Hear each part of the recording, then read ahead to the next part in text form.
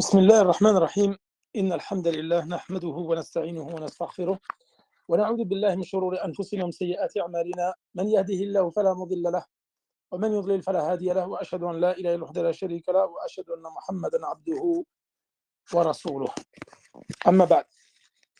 Donc en ce vendredi 30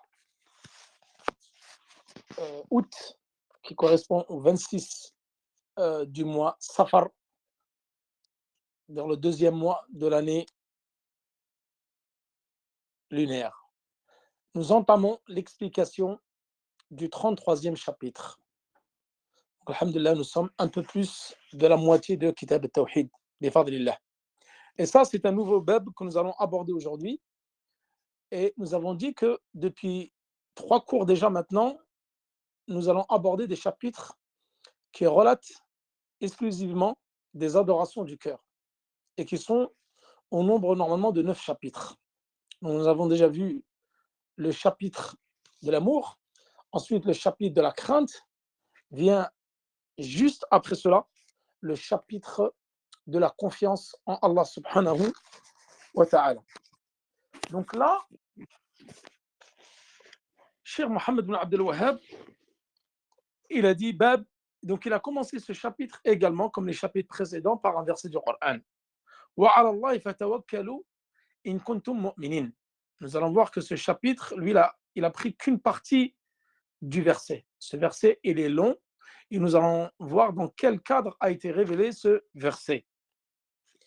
Ensuite, juste après, il a cité un autre verset. Innamal mu'minuna idha dhukira Allah wajilat qulubuhum. Pareil, lui, il a cité qu'une partie du verset. Et nous allons voir que là, le verset est plus long, où Allah subhanahu wa ta'ala, il évoque 5 caractéristiques magnifiques du croyant. Ensuite, il a cité le 3e verset, wa man yatawakkal 'ala Allah fa huwa hasbuh. Et il a fini par le athar de Abdullah ibn Abbas. Voilà donc concernant le chapitre de la confiance en Allah subhanahu wa ta'ala. Bab qawlullahi ta'ala, donc chapitre, c'est le cours 35 de Kitab al-Tawhid et c'est le chapitre 33. Wa 'ala Allahi fatawakkalu in kuntum mu'minin. À propos de la parole d'Allah subhanahu wa ta'ala qui dit c'est en Allah qu'il faut avoir confiance si vous êtes croyant. Donc placez sa confiance en Allah subhanahu wa ta'ala. Donc at-tawakkul, tout d'abord, commencer par définir c'est quoi at-tawakkul, la confiance. Donc au niveau légiféré, c'est al-i'timad ala Allah. أي التوكل اصطلاحا أو شرعا التوكل هو الاعتماد على الله. C'est le fait de placer sa confiance en Allah subhanahu wa ta'ala في حصول المطلوب ودفع المكروه. Donc s'en remettre entièrement, exclusivement à Allah subhanahu wa ta'ala, afin d'obtenir la chose qui est demandée et repousser la chose qui n'est pas souhaitée ou détestable. مع الثقة bihi, c'est-à-dire en ayant confiance en lui, en Allah subhanahu wa ta'ala. Donc s'en remettre à Allah pour demander des choses de la vie et repousser des choses néfastes, tout en ayant confiance en lui, en Allah subhanahu wa ta'ala. وفعل الأسباب المأذونة فيها شرعا, c'est-à-dire en faisant les causes. Et là, nous allons voir c'est quoi la différence entre tawakkul et tawakkul. À la différence des soufis, par exemple, qui eux ne prenaient pas les causes ou ne faisaient pas les causes légiférées. Par exemple, il va voyager, il va dire je n'ai pas besoin de prendre des provisions, c'est Allah subhanahu wa ta'ala, je place ma confiance en Allah subhanahu wa ta'ala. Et je n'ai pas besoin de faire des causes. Et ça, c'est une grave erreur. Et ça contredit, bien sûr, le verset du Coran et la sunna du prophète sallallahu alayhi wa sallam. Puisque le prophète sallallahu alayhi wa sallam était celui qui plaçait le plus sa confiance en Allah subhanahu wa ta'ala. Rappelez-vous, dans la bataille de Uhud, le prophète sallallahu alayhi wa sallam avait mis 2 cuirasses. Donc ça, c'est placer sa confiance en Allah subhanahu wa ta'ala en utilisant les causes légiférées. Donc pour le combat, il a placé donc 2 cuirasses pour se prémunir des flèches. Donc ça, c'est la cause. Tu pars au combat, mais est-ce que tu vas partir au combat la fleur au fusil. Non. En l'occurrence, dans la bataille de Uhud, les compagnons radiallahu anhum et le prophète sallam avaient pris leurs dispositions et ont fait les causes pour aller combattre les mouchriquines. Et faire les causes, c'est s'armer, avoir une monture, avoir les équipements nécessaires pour, avoir une arme, etc. Et pour le voyage, la cause légiférée pour le voyage, c'est d'avoir des provisions. Provisions en emmenant avec toi, bien sûr, de quoi te changer, des vêtements, avoir de l'argent pour se nourrir, pour se déplacer, etc. Et donc, utiliser les causes légiférées. Donc, ceci, que ce soit dans un voyage, que ce soit pour entreprendre un commerce ou autre, tu ne peux pas dire je place ma confiance en Allah subhanahu wa ta'ala et tu restes chez toi, tu ne bouges pas et tu ne fais pas les causes légiférées et tu dis ma subsistance va venir. À ce propos, Cheikh al-Islam ibn Taymiyyah raconte cette anecdote qui concerne ces gens-là, parmi les soufis, qui disaient nous, on place notre confiance en Allah. Mais ce n'était pas un véritable tawakkul qu'il faisait. C'était un tawakkul. Tawakkul. Les Arabes utilisent le terme tawakkul, qui est le vrai sens de la confiance en Allah. C'est-à-dire, c'est le fait de s'en remettre, de remettre son cœur, de rattacher son cœur exclusivement à Allah subhanahu wa ta'ala pour l'obtention de la subsistance, en ayant entièrement confiance en Allah subhanahu wa ta'ala et en utilisant les causes légiférées pour obtenir ce rizq. C'est comme la personne, c'est un commerçant, il dort le matin, il ne va pas au marché pour vendre sa marchandise ou dans son magasin, il dit non, je dors, ma subsistance, elle est écrite. Ça a été écrit, donc je n'ai pas besoin de me lever le matin pour aller travailler, pour gagner ma subsistance, et je n'ai pas besoin d'aller ouvrir le magasin, d'aller faire le marché. Ça, ce n'est pas le véritable tawakkul à Allah subhanahu wa ta'ala. Et l'histoire qu'il avait racontée, c'était qu'il y avait dans une contrée un village qui était très pauvre. Les gens n'avaient pas de quoi manger. Donc il y avait un groupe de bienfaiteurs qui venaient tous les jours leur apporter à manger. Et il y avait un homme, il disait moi je place ma confiance en Allah subhanahu wa ta'ala. Et ce jour-là, il avait fermé la porte. Donc ils ont frappé et il n'a pas ouvert la porte. Il a dit ma subsistance va venir. Je n'ai pas besoin de sortir de chez moi, comme font les soufis, qui partent maintenant au Hajj sans subsistance, sans monture, et ils disent Allah subhanahu wa ta'ala va nous donner notre subsistance, et ils ne font pas les causes pour cela. Ensuite, premier jour, il ne leur a pas ouvert la porte. Donc, qu'est-ce qu'ils ont fait? Il n'a pas mangé. Deuxième jour, il ne leur a pas ouvert la porte. Donc, lui, il était affamé. Également, il ne leur a pas ouvert la porte. Deuxième jour. Donc là, qu'est-ce qu'il a fait? Il commençait à avoir très, très faim. Et au troisième jour, quand il a senti qu'il avait véritablement très, très faim, alors ce jour-là, il a ouvert la porte et il a pu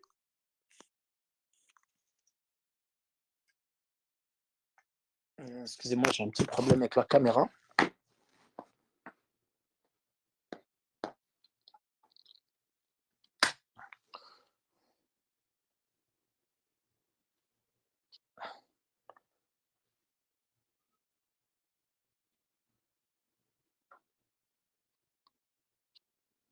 Bon.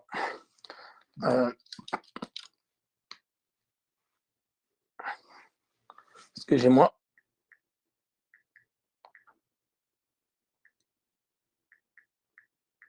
Bon. La caméra s'est coupée. Donc c'est pas grave. Nous allons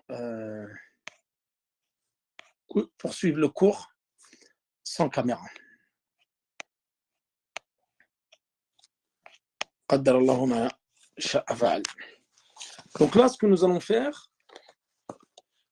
c'est poursuivre le cours juste en audio.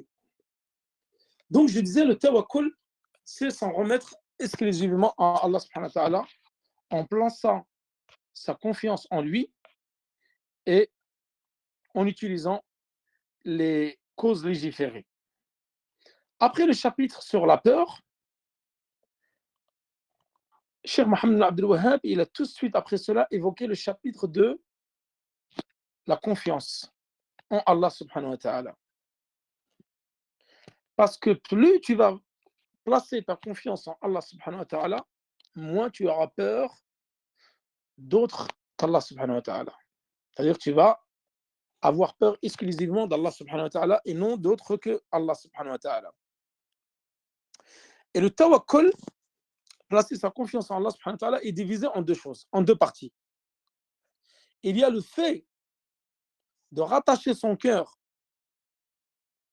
exclusivement à Allah subhanahu wa ta'ala, ay amrun yata'allaq bil qalb, et c'est le fait de s'en remettre exclusivement à Allah subhanahu wa ta'ala pour demander un profit ou pour repousser un mal. Et la deuxième chose, deuxième partie du tawakkul, la confiance en Allah subhanahu wa ta'ala, c'est d'utiliser les causes légiférées pour cette confiance en Allah subhanahu wa ta'ala. Donc, il y a une partie qui concerne le cœur et il y a une partie qui concerne les membres du corps.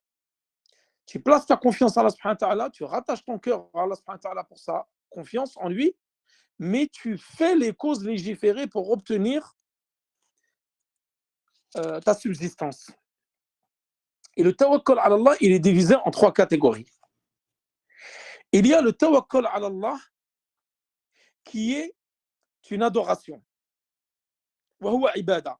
Et nous allons voir comme Allah subhanahu wa ta'ala l'a évoqué dans le Coran ici, dans le premier verset, nous allons voir que ça, c'est une obligation. C'est une adoration et c'est une obligation de t'en remettre à Allah subhanahu wa ta'ala et de placer sa confiance en Allah subhanahu wa ta'ala. Wa huwa tawakkul ala Allah al-haqiqi. Donc, qui est le véritable, c'est le fait de véritablement placer sa confiance en Allah subhanahu wa ta'ala. Et ça, c'est le véritable monothéisme. Et le véritable monothéiste ne pourra concrétiser son tawhid qu'en plaçant exclusivement sa confiance en Allah subhanahu wa ta'ala. Et nous allons voir que la confiance en Allah subhanahu wa ta'ala, comme on dit les savants, c'est la moitié de la religion. Enfin, les savants, ils disent fa'budhu, qala Allah ta'ala fa'budhu wa tawakkal alayhi. Surat Hud, verset 123. Allah subhanahu wa ta'ala, qu'est-ce qu'il dit? Fa'budhu, adore-le.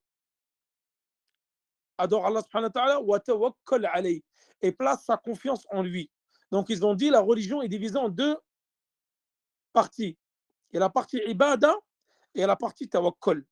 Faqalu din, donc la religion, c'est l'adoration et la confiance en Allah subhanahu wa ta'ala. Allah subhanahu wa ta'ala, qu'est-ce qu'il dit dans Surat al-Fatiha? Iyyaka na'budu wa iyyaka nasta'in.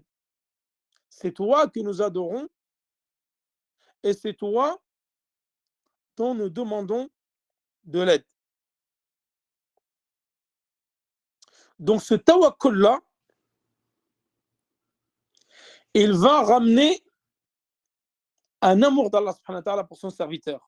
قال الله تعالى إن الله يحب المتوكلين. Surat Ali Imran, verset 159. Le fait de s'en remettre à Allah subhanahu wa ta'ala et placer sa confiance en lui, cela, qu'est-ce que cela va provoquer? Elle va provoquer l'amour d'Allah subhanahu wa ta'ala. C'est-à-dire que plus tu vas placer ta confiance en Allah subhanahu wa ta'ala, alors Allah subhanahu wa ta'ala va t'aimer. Donc le fruit qui en découle de la confiance que tu places en Allah subhanahu wa ta'ala, ça va être le fait qu'Allah subhanahu wa ta'ala va t'aimer. Inna Allah yuhibbu al-mutawakkilin. Allah subhanahu wa ta'ala aime les gens qui s'en remettent à lui et qui placent sa confiance en lui. Et le fait de placer sa confiance à autre qu'Allah subhanahu wa ta'ala, alors que tu dois la placer qu'envers Allah subhanahu wa ta'ala, alors ceci est du grand polythéisme, c'est du shirk al-akbar. Exemple, at-tawakkul ala al-maqbourin, le fait de placer sa confiance uniquement aux morts, aux saints, et de ne pas la placer envers Allah subhanahu wa ta'ala. Alors ceci constitue une grande infraction qui est du polythéisme majeur. Deuxième type de tawakkul, deuxième type de confiance, c'est le fait de placer ta confiance en quelqu'un pour obtenir ta subsistance et pour obtenir les bienfaits de ce bas monde-là. C'est-à-dire que toi, tu vas compter, par exemple, sur ton patron, tu vas compter sur quelqu'un qui va donner ta subsistance au lieu de compter sur Allah subhanahu wa ta'ala.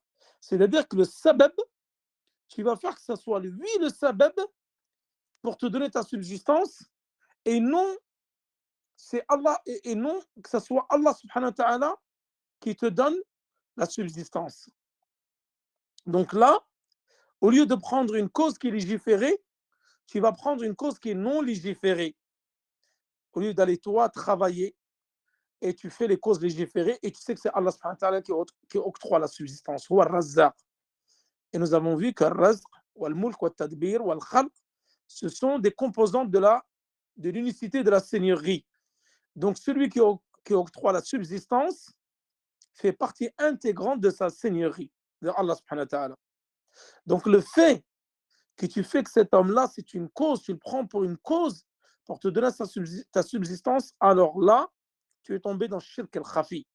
Les savants, ils disent ceci fait partie du Shirk al-Khafi et du Shirk al-Asghar, du petit polythéisme. Et il y a un troisième type de tawakkul, de la confiance que tu places en Allah subhanahu wa ta'ala, c'est le fait de placer ta confiance envers quelqu'un qui est présent, qui en a la capacité, qui est vivant.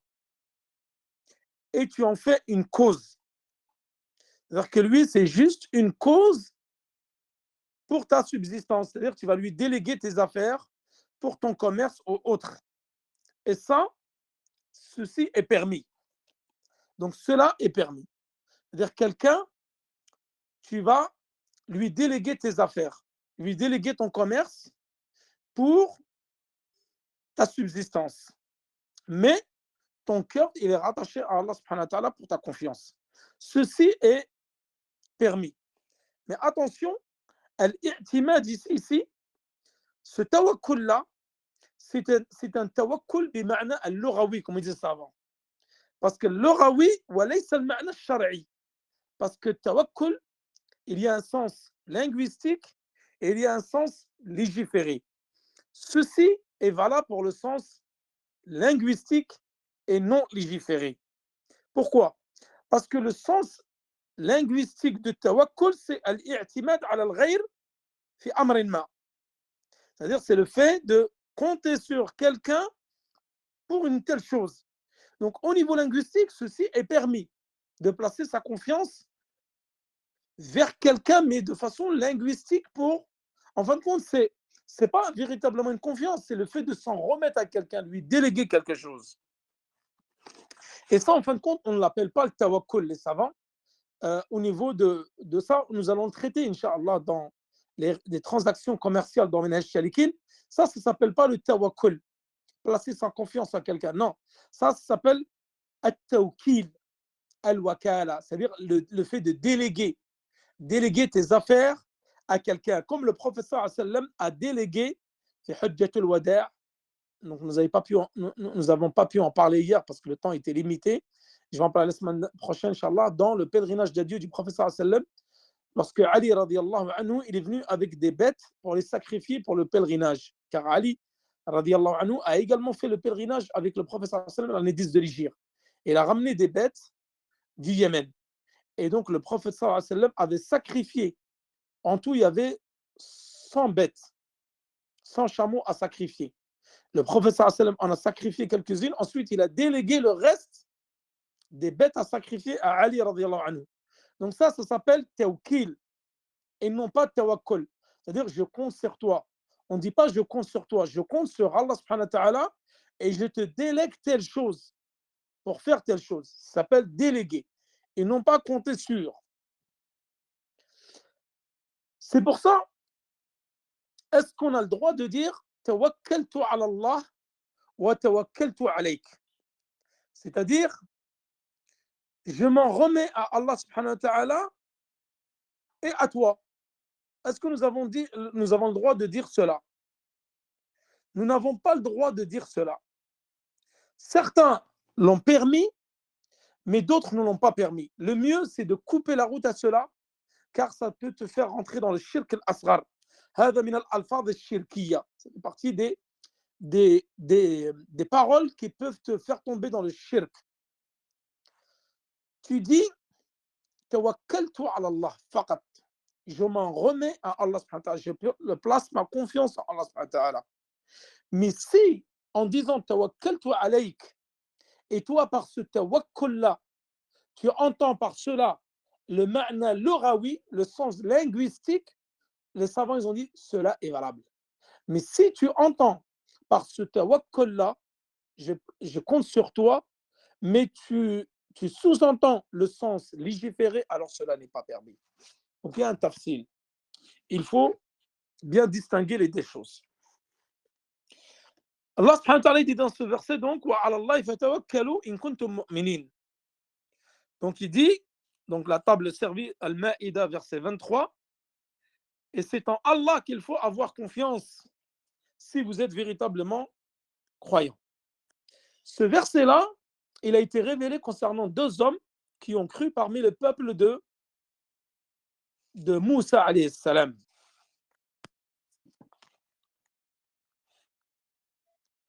Lorsque Moussa alayhi salam, il a dit à son peuple, Ya qawmi idkhulu al-ard al-muqaddasata allati kataba Allahu lakum wa la tartaddu ala adbarikum fatanqalibu khasirin.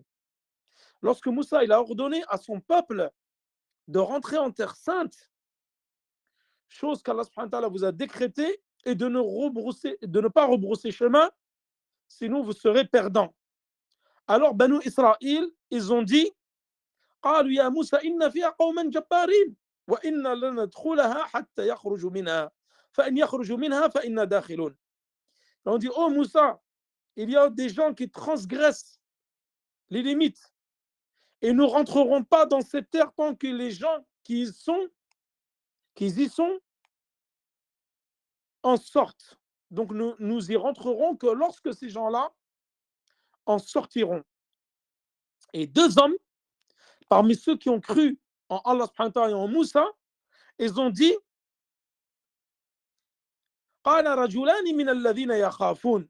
deux hommes parmi le peuple de Moussa, de Bani Israël, parmi ceux qui avaient peur d'Allah subhanahu wa ta'ala, comme l'ont expliqué al-Mufassirun, les exégètes. من الذين يخافون أنعم الله عليهما, ceux qu'ils avaient peur d'Allah subhanahu wa ta'ala, alors Allah subhanahu wa ta'ala les a comblés de ses bienfaits. Udkhulu alayhimul baba, rentrez-y par la porte. فإذا دخلتموه فإنكم غالبون. Et si vous y rentrez par cette porte-là, alors vous serez vainqueurs. وعلى الله فتوكلوا, et placez votre confiance en Allah subhanahu wa ta'ala si vous êtes véritablement croyants. Donc ce verset-là a été révélé concernant ces deux croyants parmi les peuples de Moussa. Donc là, le fait qu'ils aient peur d'Allah subhanahu wa ta'ala, alors Allah les aura comblés de ses bienfaits et leur a permis d'avoir la victoire sur ces gens-là qui transgressaient les limites, puisqu'ils plaçaient leur confiance entièrement en Allah subhanahu wa ta'ala. Et le fait de dire adkhulul baba, rentrer par la porte, ça c'est faire les causes, légiférer pour gagner cela. Donc placer sa confiance en Allah subhanahu wa ta'ala et faire les causes légiférées. Innamal mu'minuna alladhina idha dhukira Allah wajilat qulubuhum. Nouveau verset du Coran, qui est le deuxième verset, dans Surat Al-Anfal, verset 2. Les vrais croyants sont ceux dont le cœur frémisse quand on mentionne Allah subhanahu wa ta'ala. Donc là, également, c'est un verset qui prouve que les véritables croyants sont qui? Allah subhanahu wa ta'ala les a décrits par 5 caractéristiques et il a dit Alladhina idha dhukira Allah wajilat qulubuhum, ceux dont lorsque le rappel d'Allah est évoqué, lorsqu'Allah est évoqué, leur cœur se met à trembler. Deuxième caractéristique, wa idha tuliyat alayhim ayatuhu zadatuhum imana, lorsque ces versets leur sont récités, alors leur foi augmente. Donc, suite, qui est la conséquence de la récitation des versets d'Allah subhanahu wa ta'ala.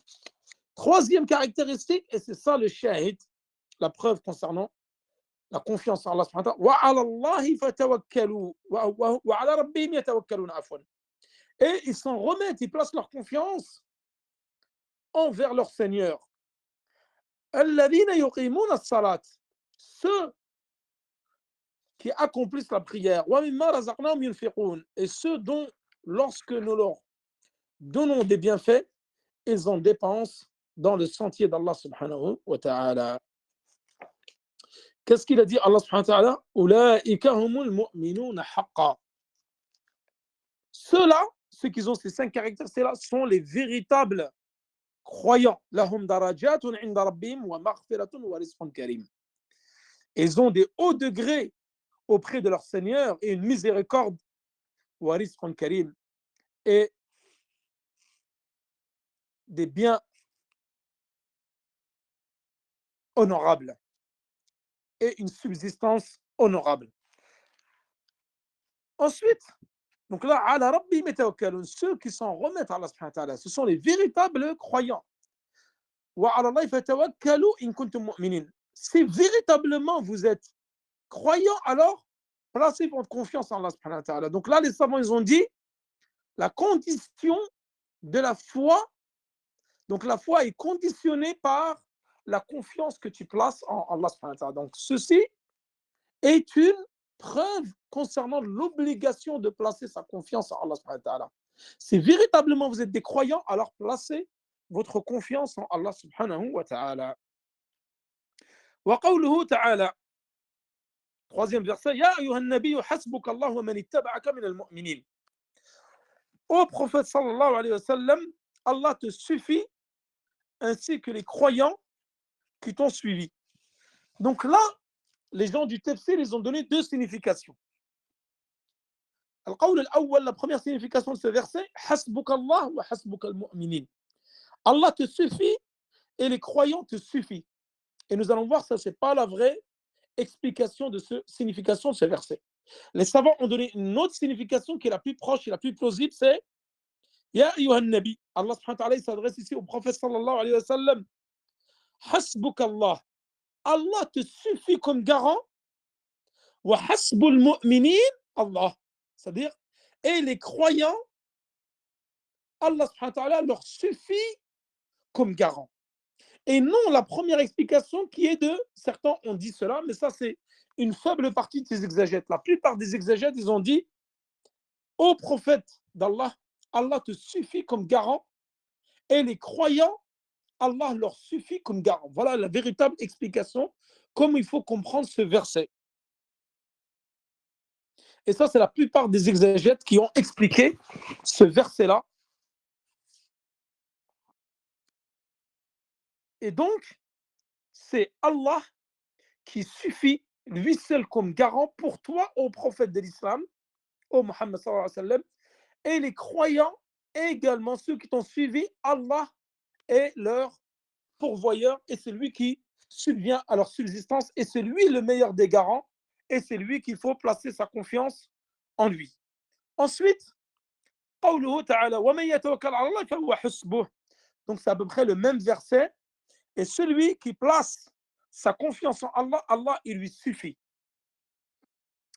Donc celui qui place sa confiance entièrement et exclusivement en Allah subhanahu wa ta'ala, alors Allah lui suffit comme garant, comme protecteur, comme pourvoyeur à sa subsistance. Donc celui qui s'en remet entièrement à Allah, alors Allah lui suffit entièrement à lui.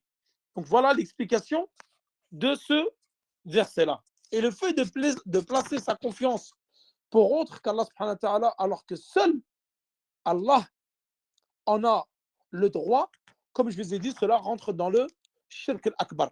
Et le fait de placer ta confiance, mais comme ceci, comme étant une cause, vers une personne pour qu'elle te donne ta subsistance, alors que tu sais que c'est Allah qui donne la subsistance, mais tu prends cette personne-là comme une cause, ceci rentre dans le shirk al-asghar, car ceci n'est pas une cause légiférée.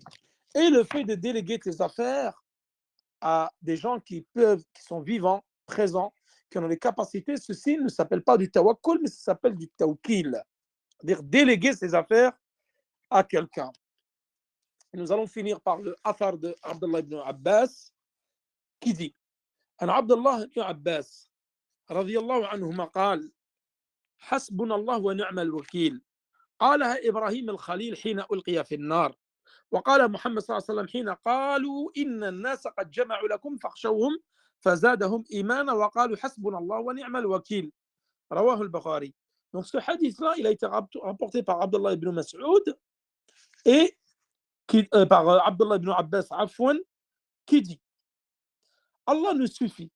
Il est le meilleur garant. Cette phrase a été prononcée par Ibrahim alayhi salam lorsqu'il fut jeté dans le feu par son peuple, ainsi que par Muhammad sallallahu alayhi wa sallam lorsque certains lui disent les gens se sont rassemblés contre vous, craignez-les, cela accrut leur froid.